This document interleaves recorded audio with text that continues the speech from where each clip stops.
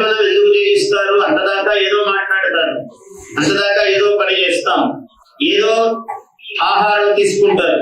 ఇలాంటప్పుడు ఏం చెయ్యాలి? ఆచమ్య కేశవాయ స్వాహ, నారాయణాయ స్వాహ, మాధవాయ స్వాహ. స్వాహ కారణాలు మూడే. గోవిందాయ నమః, విష్ణవే నమః, మధుసూదనాయ నమః. మొత్తం 24 నామధేయాలు. వీటి చేత శుద్ధి ఏర్పడుతుంది పూజ చేయడానికి. ఆ పిమ్మట ఈ క్రతువు అంతా నడవాలి. అప్పుడు రుద్రుణ్ణి అభిషేకము చెయ్యడానికి నీకు అర్హత ఏర్పడుతుంది. ఊరికే రుద్రాభిషేకం అంటే ఏదో ఎవరు పడితే వాళ్ళు పోయి ఏదో ఒక చెంబు నీళ్లు, అది కూడా గొప్పే. నీకు నిజంగా అంత భక్తి ఉంటే చెంబు నీళ్లు, ఒక తులసి దళము పెడితే, ఒక విలువ దళము పెడితే చాలు, అది గొప్పే. కానీ సమంత్రకముగా చేసేదానికి విశేషం ఉంది ఎప్పుడూ కూడా. ఆ మంత్రముల చేత ఆవాహింపబడి ఉండటం.